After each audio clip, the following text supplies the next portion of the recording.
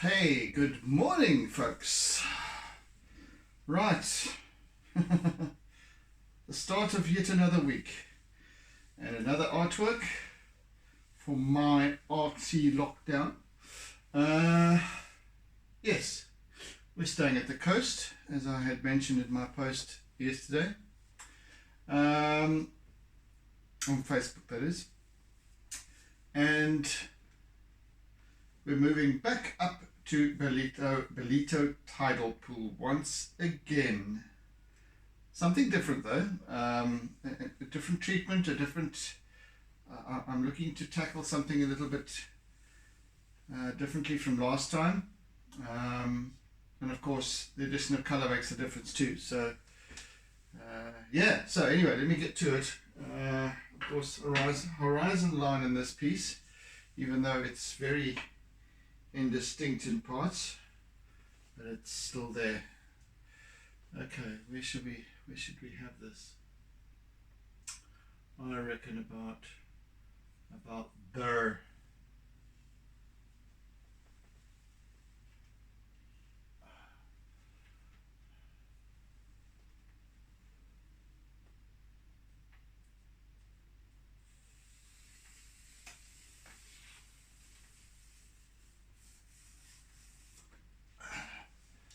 There we go.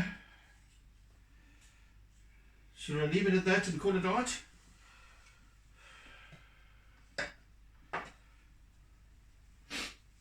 Or does it need a dot?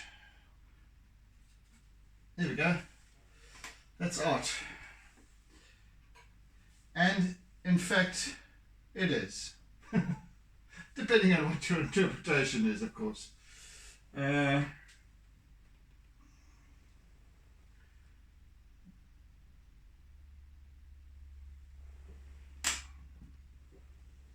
If I become famous enough and accomplished enough, I can do just that and call it art and sell it.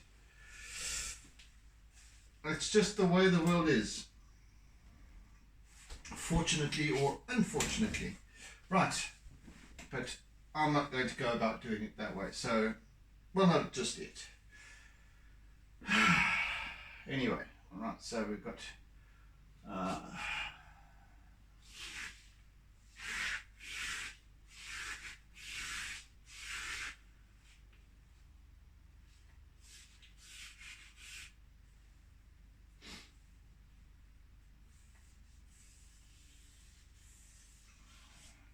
you know, I'm going to use my ruler once again. I'm going to cheat. I do need a straight line, and I don't feel like stuffing around trying to get that line straight. So I'm going to give myself a helping hand and put one in there. Okay, the rest can follow from there.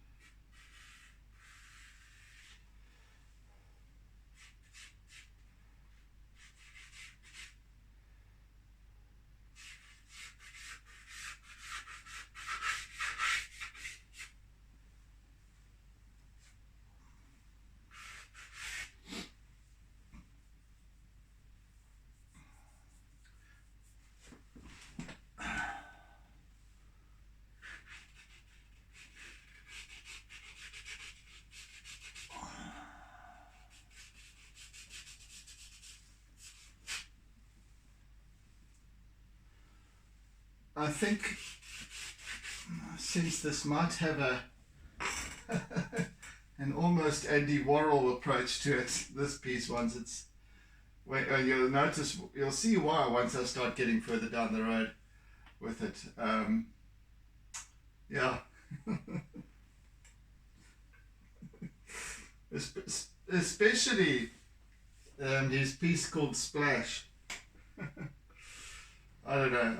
I must check it out again and see if there's going to be any similarities.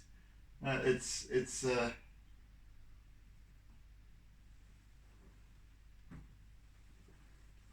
vaguely so.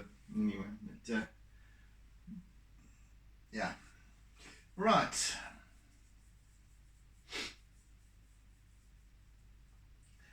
That's the composition. That's the composition done. The rest will follow.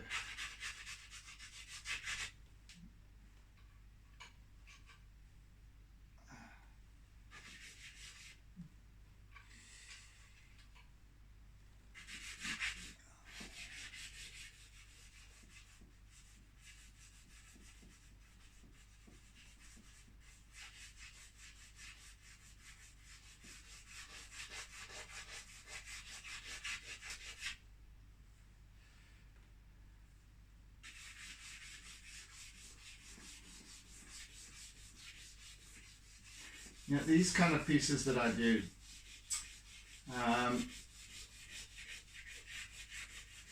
they're very specific in terms of their recognizability for those who would recognize a piece like this, in terms of its location, and yet at the same time they could be anywhere in the world.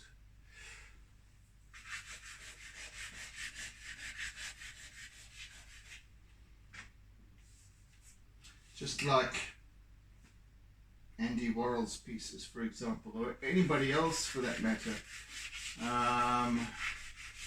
Some of them, it is Andy Warhol, I think, who did Splash. Cheapers, I must check. It wasn't David Hockney, I don't think. Anyway, let's check. Anyway, I mean, they have a very specific sort of feel as to location, and it might be that's taken off a particular place somewhere.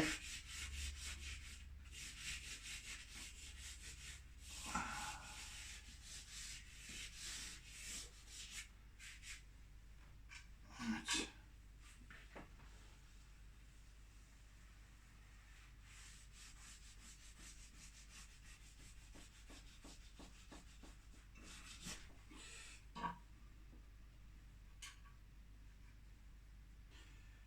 Righty-ho.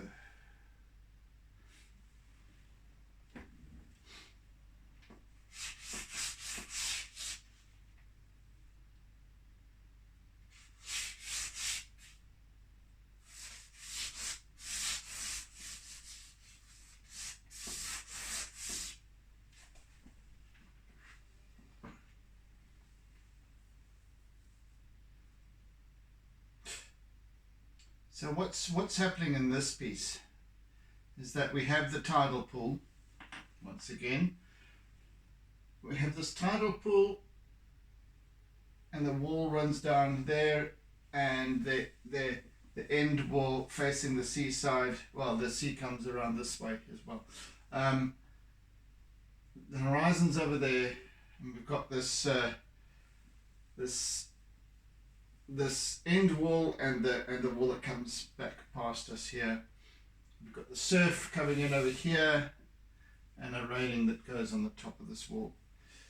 The rest of this is the pool itself, and with a lot of there's a big crashing, a wave that's just hit the corner of this tidal pool over there. So it's crashing up over the barrier, over the wall of the pool, of course causing a great deal of sort of almost a ripple effect, because that's more just spray that's coming in there. And but most importantly, we're going to be working with these refractions. Okay, maybe I should just bundle it all into one word: reflections and refractions taking place. Once again, as we look down into the water, closer to our feet, we've got this golden. This is actually going to be more interesting than the previous one that I did in terms of that, because I've got this lovely golden. There's quite distinct ripples, and because we're now further out in the pool. But in the previous one that I did, we were right up at the entrance to the pool with the balustrade and going into the pool. Here we're further out, and so we've got this lovely golden looking floor to the pool, and as the eye travels up, it becomes less distinct, although still there. Then suddenly the reflections take over of the sky above, the spray over there, and so then it merges then with this lovely blue, sky blue, etc. And then there's foam, of course, floating along on the surface over here.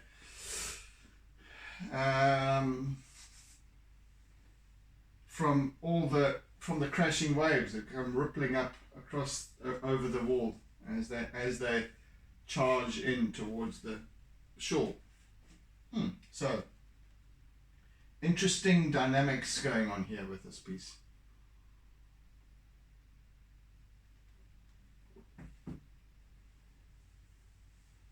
That I really hope to capture well. Lots of lovely, interesting swirls and what have you with regards to shadows, because you've got this nicely lolloping, undulating surface of the water, creating these lovely shadows and patterns on the bed of the pool. With, of course, as that angle changes of the water surface, so we've got these subtle reflections. Man, you see, I can't sometimes talk and think at the same time.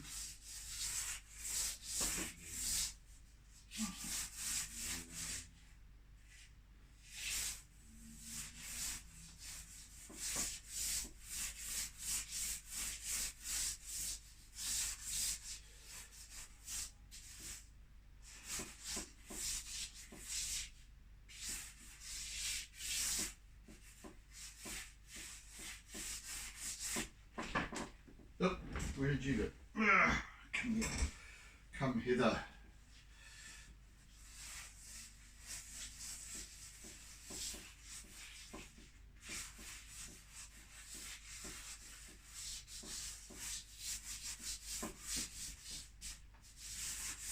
So I'm just setting the basis for this piece right now.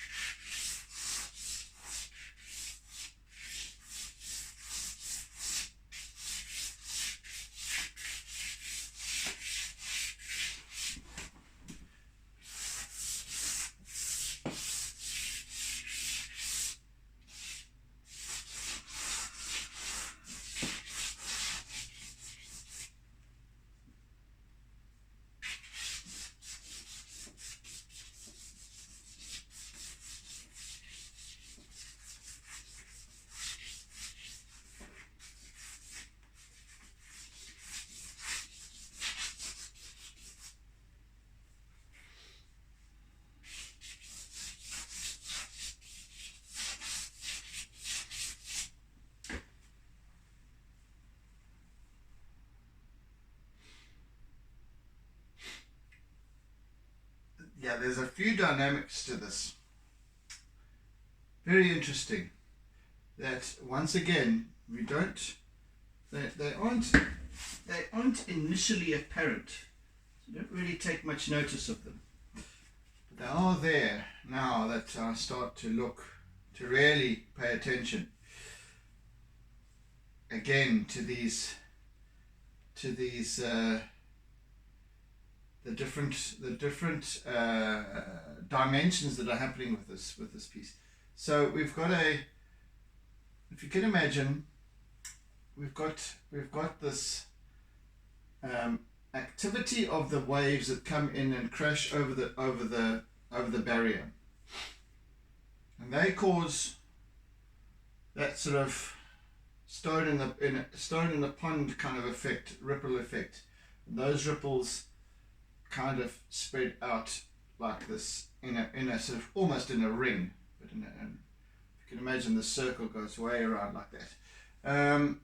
But then we've also got this, it's sort of almost contra ripples that sort of come this way, and those are called, that looks like it's the light. It's because of the angle from that we're viewing from the light, from the source of light. So in this instance, it's this great big white spray reflecting the sunlight back onto the, we're seeing that the sort of mirror image of the sky above and everything that's above it. And there we've got these slightly more horizontal lines as the image approaches us. So yeah, I haven't explained that well at all, but maybe I'll be able to explain properly as I go and as I'm actually working with what I'm trying to tell you. So there's probably a better way of doing it. I do apologize. And of course, beneath all of that, on the bed of the pool, we've got a different set of shapes taking place. Very, very interesting.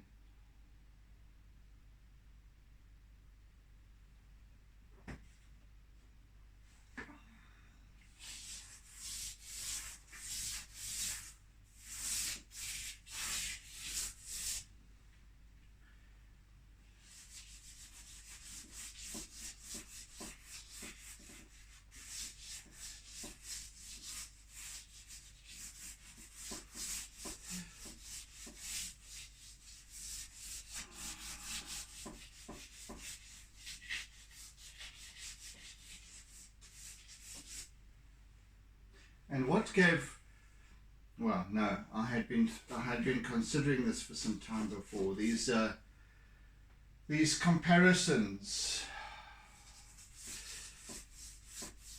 in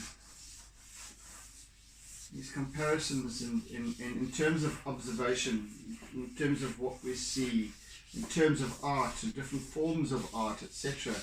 And it became apparent yesterday when I'd shared a post about, I'd shared a music video of Simon and Garfunkel's Bridge Over Troubled Water. And then looking into it, because I like to kind of have a look at the background of these pieces of music sometimes before I share them and what have you, and just educate myself a little further. And sometimes I already know these things, and so I'm just sharing that. But in this case, now I was looking into the original production of Bridge Over Troubled Water. In the original recording, they had employed a technique called the wall of sound, which a chap by the name of Phil Spector of Golden Studios, I think. What's it? Gold Star Studios had developed or initiated in the 1960s. And this wall of sound, as it was referred to, or Spector sound, had what it basically was the introduction of numerous overlaid instruments, and in many cases they were instruments, and this was kind of in an orchestral sense, but many instruments that were used and added layers and re-recorded, etc., were instruments that were not often associated with an orchestra, with an ensemble. So, like an electric guitar or a maybe a saxophone or these kind of things that were more you would normally associate with a jazz band or a rock band or something like that, as well as these as well as employing like an echo chamber for reverb, etc. And I just realized, guys, this was kind of building layers. This technique it's about building layers of sound, and very, very very cleverly done. It wasn't just a case of just adding. It was there were many different nuances to how this was put together, and creating a really wonderful tonal value to music, musical compositions. So a simple song, and I'm not saying that by any means Simon and Garfunkel needed it. They were just amazing when it came to creating that the essence of their sound. But many groups, many musical compositions employed this technique, adding luster, adding a sense of grandeur almost to a simple composition, simple song, to great effect, of course. And as I said, this was kind of prevalent from the 1960s, from the mid sort of early to mid 1960s.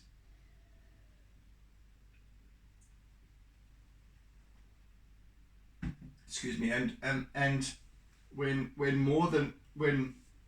more and more artists started to musicians started to employ this technique, and of course this is I suppose before the days of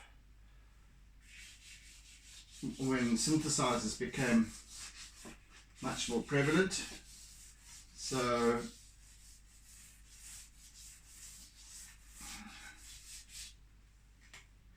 yes, but what made me draw the comparisons between musical compositions and art was this sense of observation, of observing. In other words, what we see, there's always more to what we see than what is initially apparent. That's what I'm saying. When we listen to a piece of music like that, for example, we just hear the tune, we sing along or whatever. We love the song, and we go, wow, that's a fantastic piece, and it's just so powerful and rich and what have you. But we don't realize quite what goes into that.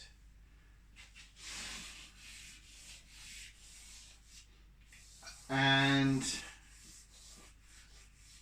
that's because we're not quite seeing. To what level are we really listening?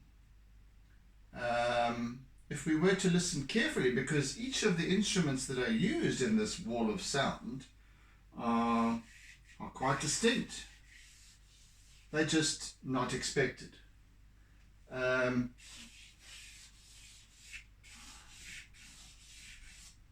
So, what I'm seeing here, I usually choose a reference image based on its interest factor, its composition, and then I go, okay, yes, that has all the right elements, etc. I'm going to tackle it. But now, as I sit and I really start to work with it, and I start to observe it in terms of all the little nuances of layers and everything, how it all works together, Now I'm starting to pick out, as I'm, now I'm starting to depict for you what I'm about. And I find myself observing differently. I find myself observing these different layers and facets and everything, and why we would recognize it as, why it makes sense. Why it makes sense. If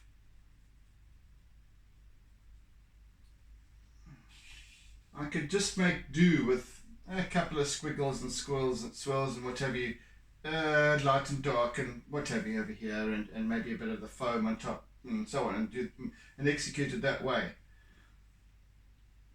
And it might be okay. But it wouldn't quite make that much sense in terms of when the mind recognizes something and the brain interprets and goes, yes, that makes sense, because we're literally interpreting all of that in any case unconsciously all of the time, and that's why a certain image would make sense and others wouldn't. And here I'm looking at this and I'm going, wow, there's these different layers going on here. There's the seabed, at least the bed of the pool. There's undulations to that. There's ripples, or there's undulations on the surface of the water. Those in themselves create shadows on the pool bed. Those have facets to them and therefore reflect the sky above, and then there's the actual foam sitting on the surface of the water, which you can actually see. The rest is reflections, because the water's clear. So there's so many little nuances going on here that just become more and more apparent as I work on these pieces, and it just fascinates the hell out of me. So this is my wall of sound. So in just the same way as as Phil Spector would employ different instruments. Come on.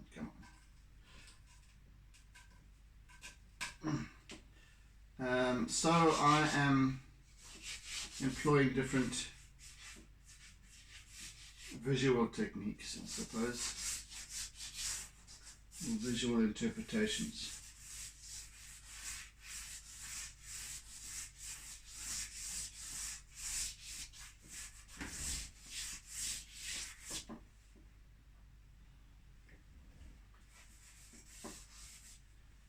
So, all of that yakety yak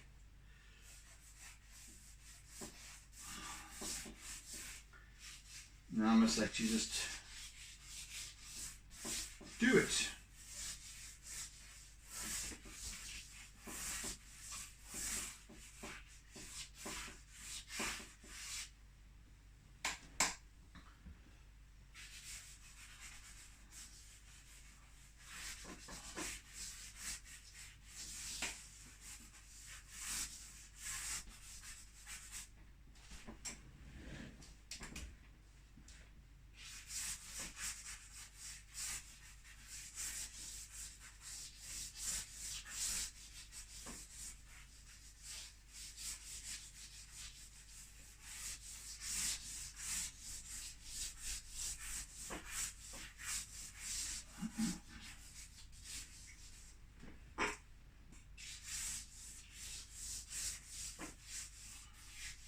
And this is why I often interchange between the term of observation and listening, because in a sense we're more than just observing, we're more than just looking we're listening, and we're listening with our being as opposed to just with our ears.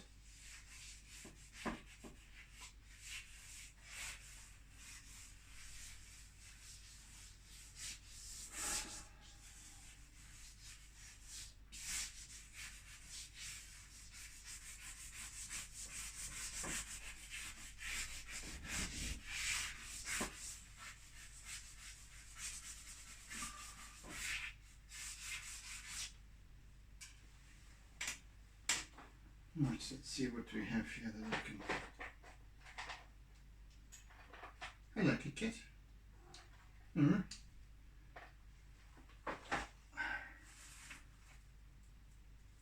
How art thou? Hmm?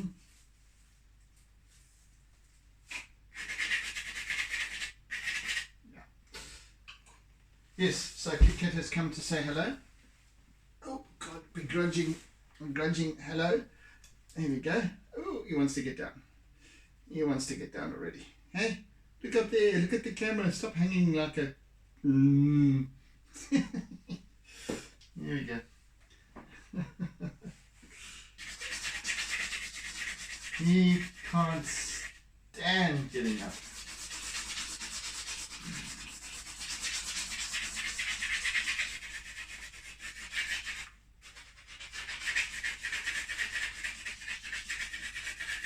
He's not one of those cats that can sit on your lap and be scratched and what have you, and he doesn't like to be up. He'll like to come and stand or lie next to me, and then by all means he'll take his petting.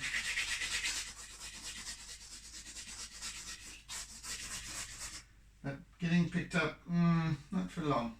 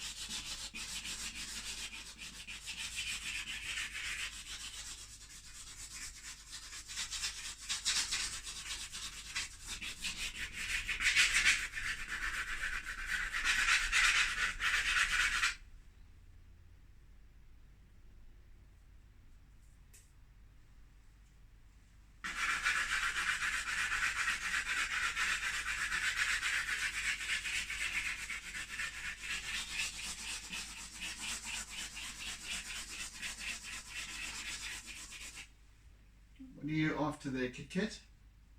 Hey?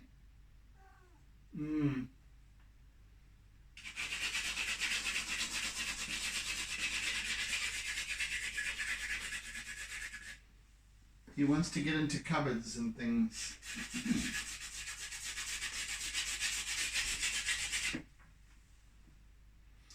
And he's always infinitely more interested in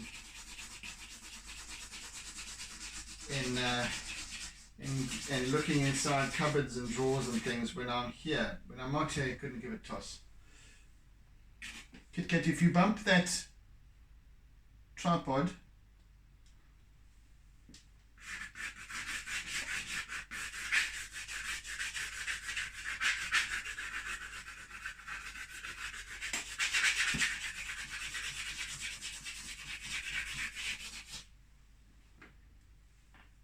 yes, so this piece is very much more about the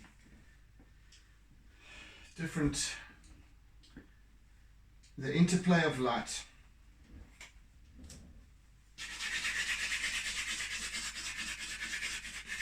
How light reacts with water and solid combined in one place. All the different surfaces.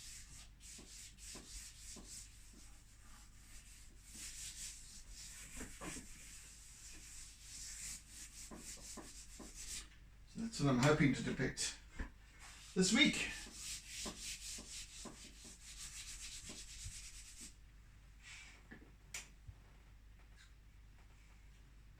What are you doing, Kit Kat?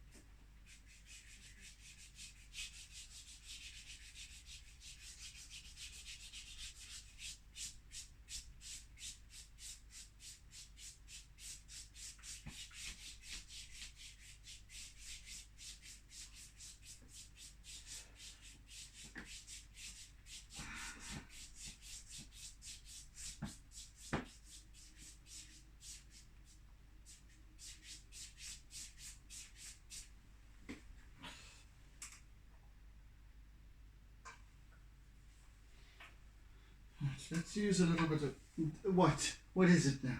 Hey, God, Kit, you actually freak me out when you stare at things like that.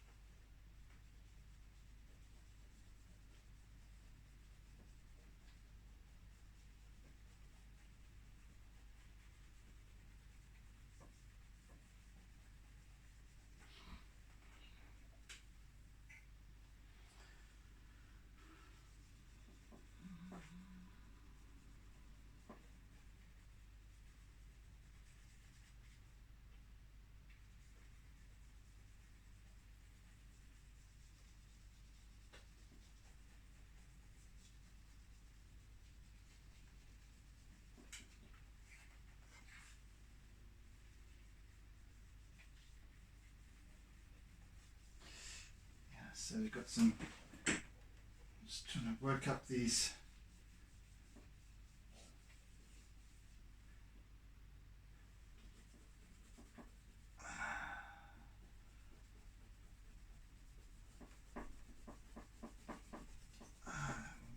There.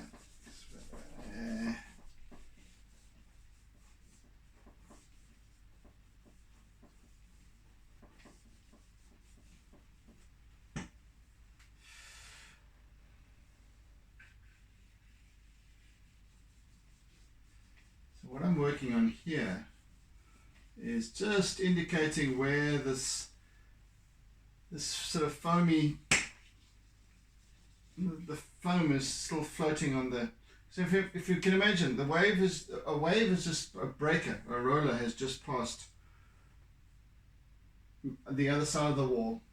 It's crashed up along the wall as it ends. We'll depict another one that's just starting over this end. It crashes up into the corner of the pool over here, the concrete wall, and then trundles down the wall, constantly coming over the top.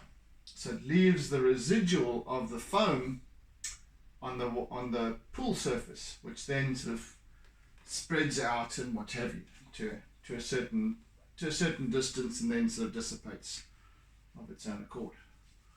So that's kind of what. It's another one of these. It's another one of these surfaces. So this is more of a this is the only thing that's floating on the surface, which is I can't call it solid because it's foam, but it's a solid color, and it's white. The rest of the water all around it is transparent. So then we have these different reflections and shadows and all that sort of stuff, that play of light taking place. But then equally white is the reflection, white bright reflection of the spray that's over there, which is going to be fun to depict because it all blends together ultimately.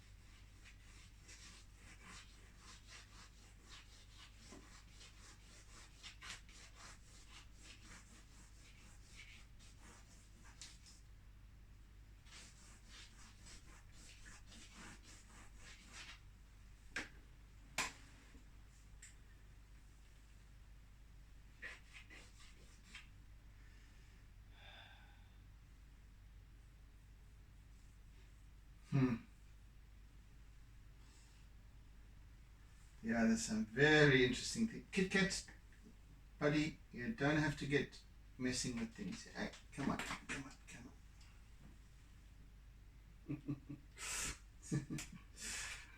Yeah. Oh, yeah.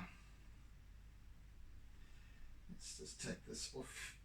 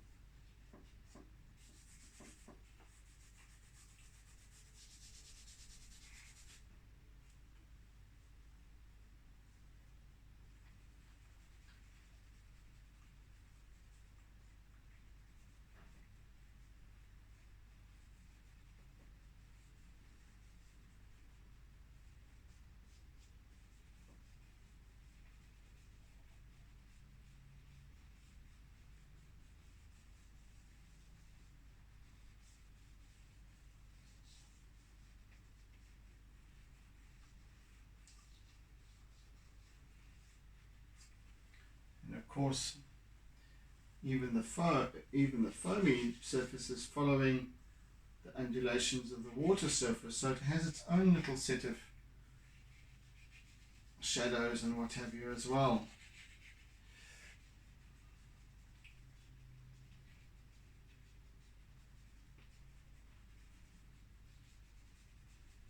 And all of this makes up what we see and how we see it. Whether we are aware of it or not. For the most part we aren't, because we're not, we in order to be able to get through our life, we have to be able to filter out certain things. And some people filter out more than others, more than perhaps they should, because then they don't, because they're not,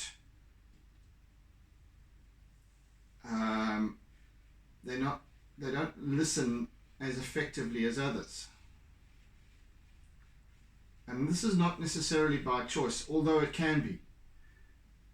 I choose to listen differently. I choose to observe differently. I choose to observe with intent.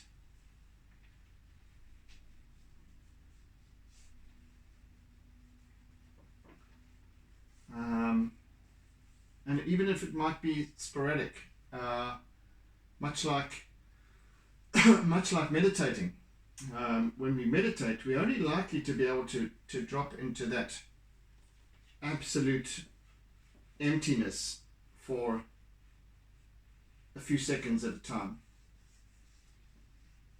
And only once we've been practicing meditation for many, many years, consistently, are we able to really take ourselves into a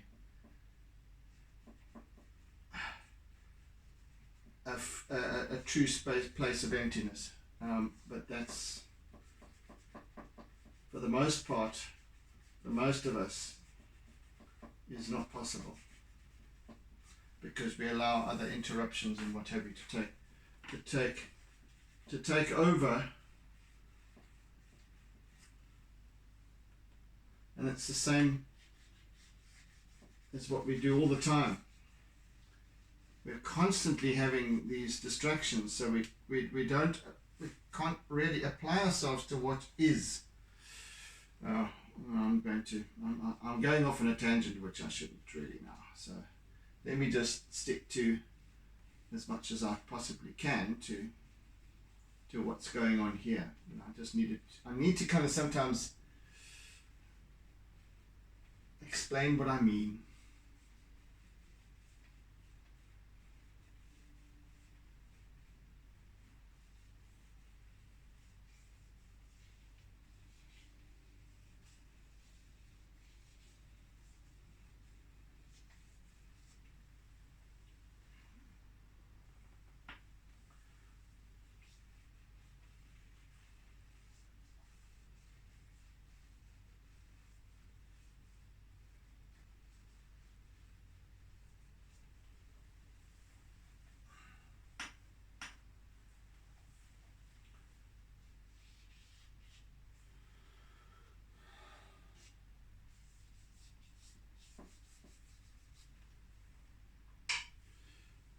What do I need here? My eraser, which is right over here.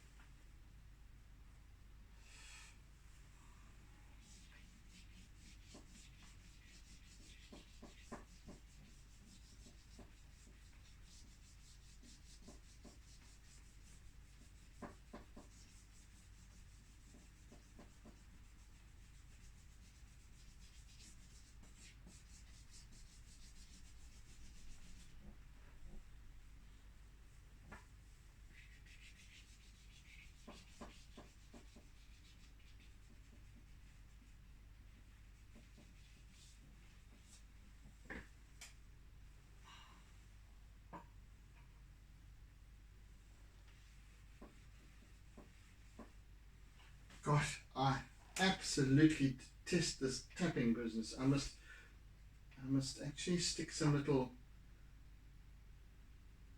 foam pads, if I can get them, behind this thing, because I can't handle this tapping anymore. It's just enough already. Hey.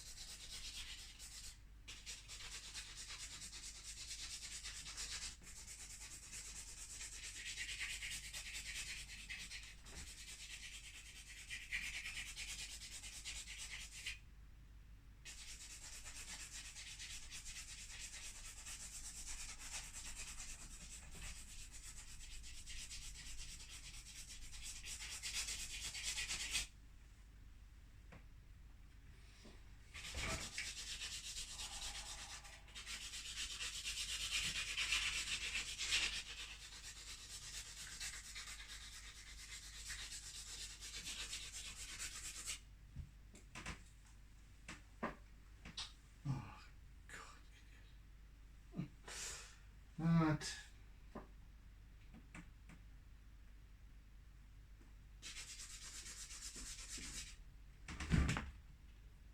Okay, that sound was Kit Kat jumping up onto the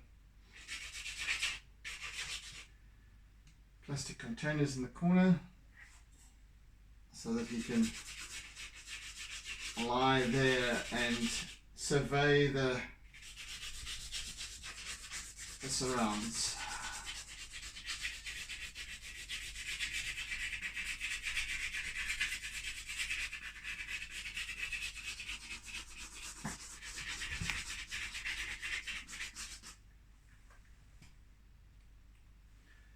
And you'll probably hear him licking his bum and all that sort of stuff as well. Because he's now behind the camera.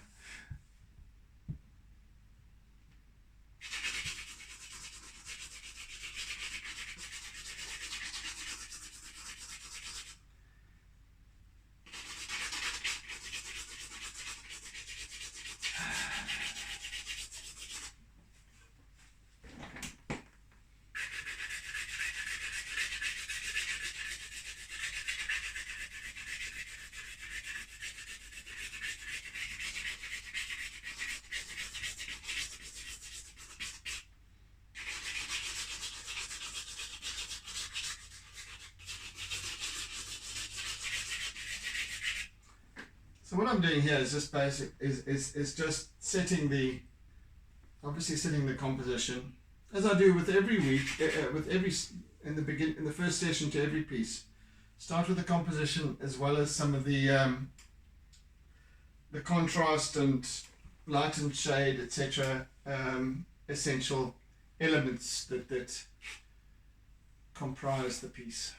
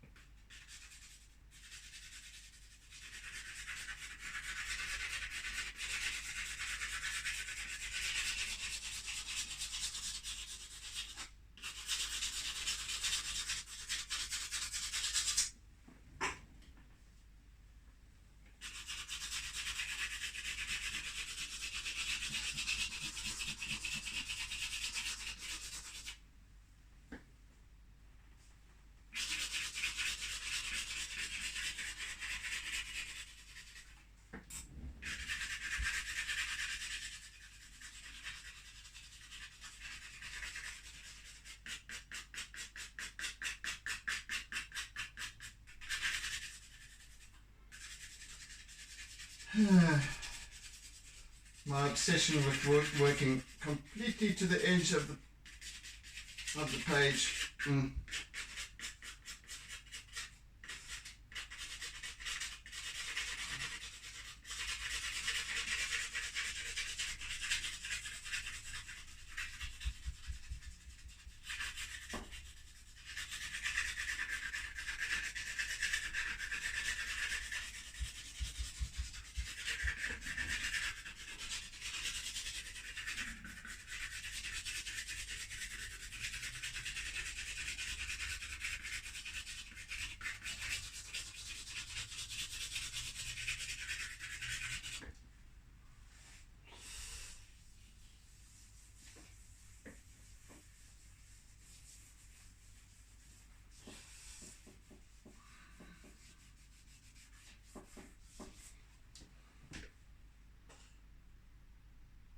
All right, I think we're out of time for today, so I'm going to leave it be.